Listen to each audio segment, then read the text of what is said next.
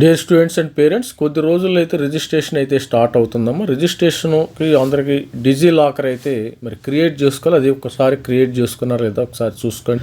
మరి ఆల్రెడీ మరి స్టూడెంట్స్ అందరూ కూడా నేను ఆల్రెడీ కొన్ని వీడియోస్లో మనం ఈ సిలబస్ గురించి డిస్కస్ చేసుకున్నాం. ఆల్మోస్ట్ ఆల్ స్టూడెంట్స్ అందరూ కూడా మీ అందరికీ తెలుసు. మన ఛానల్ సబ్స్క్రైబ్ చేసుకున్న వాళ్ళందరికీ సివిల్ కానీ almost all mechanical, electrical, mechanical engineering, mechanical instrumentation దాదాపు 7-8 కోర్ సబ్జెక్టులు అందరూ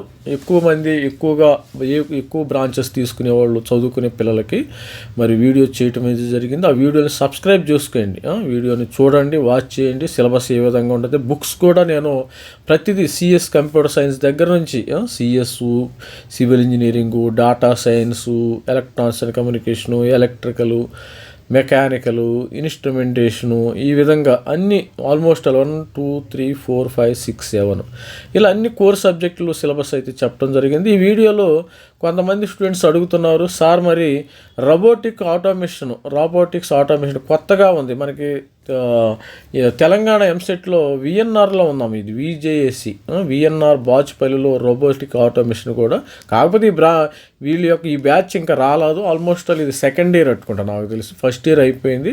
ఆల్మోస్ట్ ఆల్ కొన్ని ఎన్ఐటీలో కానీ ఐఐటీలో కానీ ఈ కోర్సు ఉండటం జరుగుతుంది, రోబోటిక్స్ ఆటోమేషన్. ఈ కోర్సుని మెయిన్గా 2 పేపర్స్ కాంబినేషన్ వాళ్ళు ఆర్ఏ పేపర్ని ఎవరైతే రాయొచ్చు ఒకసారి చూద్దాం. ఆర్ఏ పేపర్ని మీరు సిఎస్సి వాళ్ళు, డిఏ వాళ్ళు, ఈసీఈ వాళ్ళు, త్రిబుల్ ఇన్స్ట్రుమెంటేషన్, మెకానికల్ స్టూడెంట్స్ కూడా రాసుకో. ఎవరైతే కంప్యూటర్ సైన్స్ స్టూడెంట్స్ ఇక్కడ ఉందా కదా, సిఏ వాళ్ళు ఆర్ఏ పేపర్ కూడా ఒకటి సెలెక్ట్ చేసుకుంటారు. వాళ్ళ కోసం 2 రాసుకునే వీలు అయితే ఉంది. ఇది స్టూడెంట్స్. మరి అదేవిధంగా ఎలక్ట్రానిక్స్ అండ్ కమ్యూనికేషను ఈసీఈ వాళ్ళు కూడా మరి ఆర్ఏ పేపర్ రాసుకోవచ్చు, త్రిబుల్ వాళ్ళు కూడా ఆర్ఏ పేపర్ రాసుకోవచ్చు, ఇన్స్ట్రుమెంటేషన్ వాళ్ళు కూడా ఆర్ఏ పేపర్ రాసుకోవచ్చు, మెకానికల్ స్టూడెంట్స్ కూడా ఆర్ఏ పేపర్ రాసుకోవచ్చు. అందుకని వాళ్ళని దృష్టిలో పెట్టుకుని దీనికి సిలబస్ చెప్పడం అయితే జరుగుతుంది. ఇప్పుడు మరి రోబోటిక్స్ సంబంధించి మరి ఈ రోబోటిక్స్ మరి ఆల్రెడీ యొక్క దీనికి ఒక వీడియో కూడా చేయటం జరిగింది. జనరల్ యాప్టిట్యూడ్కి కూడా చేసాము, అది కూడా చూసుకోండి ఒకసారి, మన ఛానల్లో ఉంది. తర్వాత ఇంజనీరింగ్ మ్యాథమెటిక్స్ ఆల్రెడీ 75 క్వశ్చన్స్ ఉంటాయి.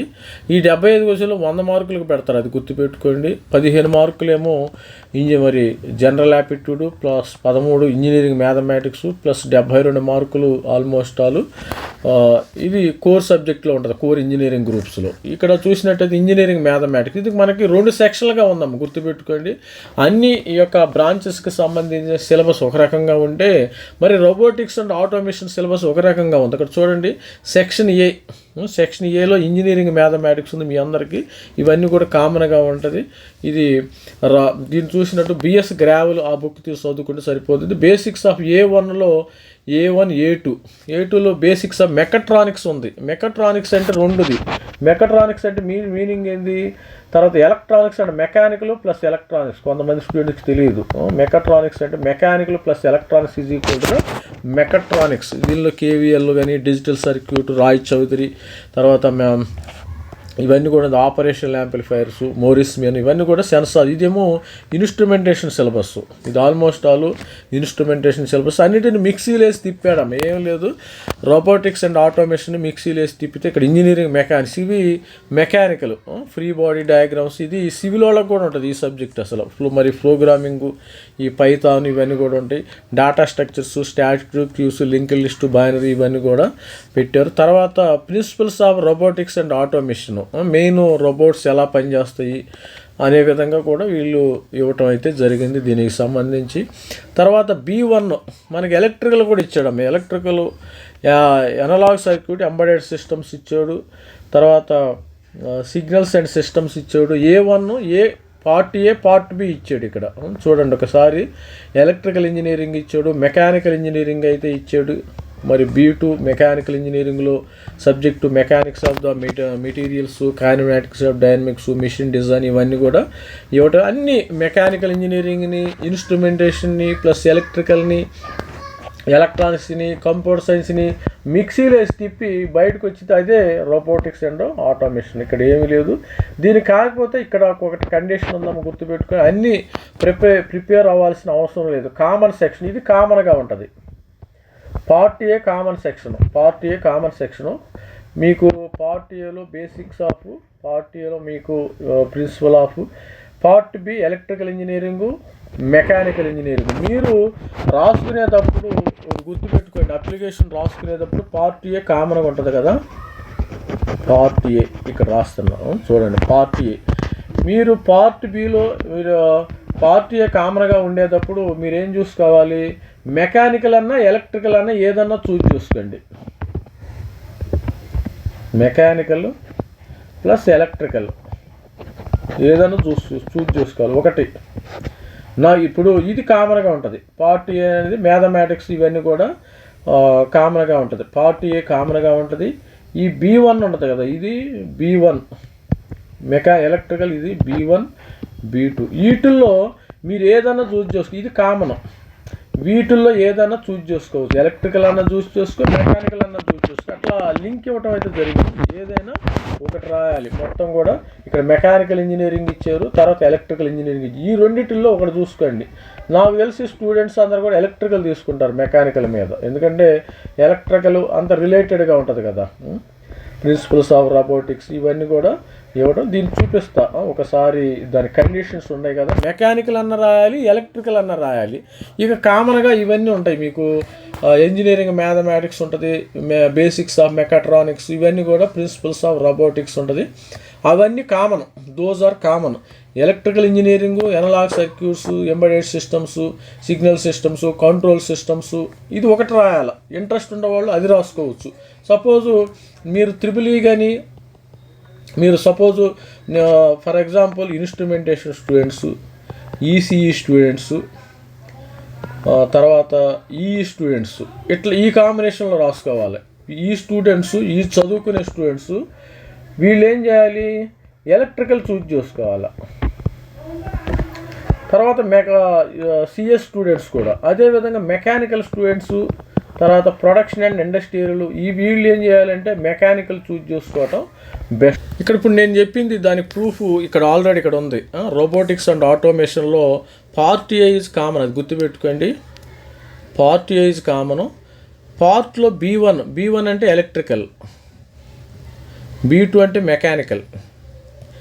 Can be selected during the exam B1 electrical, B2 mechanical. వీటిల్లో ఏదైనా ఒకటి రాయాలమ్మ, గుర్తుపెట్టుకోండి. ప్రతి ఒక్కళ్ళు RA తీసుకున్న వాళ్ళు A+B1 అనే రావచ్చు, A+B2 అయినా రాయొచ్చు. ఇది మరి 15 మార్కులు యాప్టిట్యూడ్ ఉంటుంది. మరి అదేవిధంగా ఇది 15 మార్కులు, మిగతాది ఇది 60, మొత్తం 100 మార్కులకైతే ఎగ్జామినేషన్ అయితే ఉండే అవకాశం ఉంటుంది. చూడండి ఒకసారి. కామన్ సెక్షన్, ఆప్షనల్ సెక్షన్లో మీకు 25 మార్కులకి ఉంటే ఒకటే ఎలక్ట్రికల్ అన్నా మెకానికల్ అన్నా ఏదో ఒకటి చూస్ చేసుకుని. దీనికి సంబంధించిన బుక్స్ ఆటోమేటిక్గా చెప్పాను కదా. ఇప్పుడు దీనికి బుక్స్ ఏముంది, books BS Grewal, mathematics BS Grewal choose చేసుకోండి. హైయర్ ఇంజనీరింగ్ మ్యాథమెటిక్స్, ఇది బేసిక్స్ ఆఫ్ ఎలక్ట్రానిక్స్ అంటే ఇవన్నీ ఈసీ సబ్జెక్టు. కానీ ఈసీ సబ్జెక్టులో బులియన్ ఆల్జెబ్రా ఇవన్నీ కూడా, మోరిస్ మెనో, సెన్సార్స్, ఇది ఎలక్ట్రికల్ ఇన్స్ట్రుమెంటేషన్ బై కోపర్, ఇలాంటి కోపర్ అలాంటి బుక్స్ చూసుకోవాలి. ఒకసారి ఏని కూడా చూద్దాం, మనం ఏమైనా మిస్టేక్ చెప్పామో చూడండి. ఇక్కడ ఆల్రెడీ నేను చెప్పాను కదా, ఆల్రెడీ రోబోటిక్స్ ఆటోమేషన్లో జనరల్ యాప్టిట్యూడ్ ఇంజనీరింగ్ మీద కామన్ 30 మార్క్స్ కామన్ ఉంటుంది. ఇంజనీరింగ్ మ్యాథ్కి నేను గ్రావెల్ అని చెప్పాను, excellent for linear algebra, calculus. తర్వాత 2027 సాల్వ్డ్ మేడీస్. తర్వాత జనరల్ యాప్టిట్యూడ్ చెప్పాను కదా, అరిహంత్ ఈ బుక్ చూసుకోండి. అదేవిధంగా కోర్ సబ్జెక్ట్లో మీ కోర్ 2 ఉన్నాయమ్మా.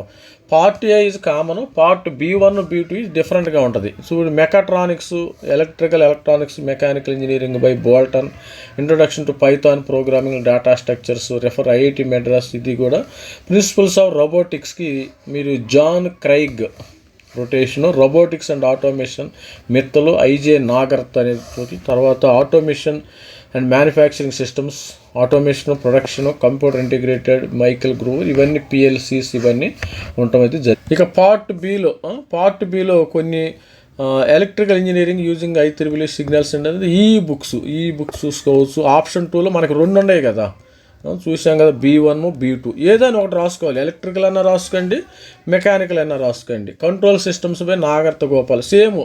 ఎలక్ట్రికల్ వాళ్ళు ఎలక్ట్రికల్ బుక్స్ చూసుకోండి, మెకానికల్ వాళ్ళు మెకానికల్ బుక్స్ చూసుకోండి అమ్మ. తర్వాత theory of machines, SS Rattan, vector machines, Beers, ఇవన్నీ చూసుకుంటే ఈజీగా వచ్చేస్తుంది. ఇక్కడ ఇది సిలబస్ కూడా ఇచ్చారు. General aptitude, linear algebra, RS Agarwal, ఇవన్నీ కూడా John, robotics and manufacturing systems. మీరు తీసుకుంటున్నారా, ME తీసుకుంటున్నారా, ఆ విధంగా మీ యొక్క ప్రిపరేషన్ ఆధారపడి ఉంటుంది అమ్మ, గుర్తుపెట్టుకోండి.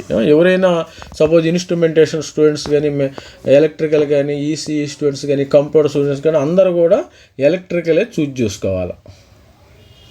ఓన్లీ మెకానికల్ స్టూడెంట్స్ మాత్రం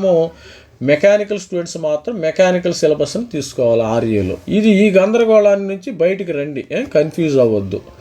ఇది students, all the best student. ప్రతి ఒక్కరికి అర్థమైంది అనుకుంటాను.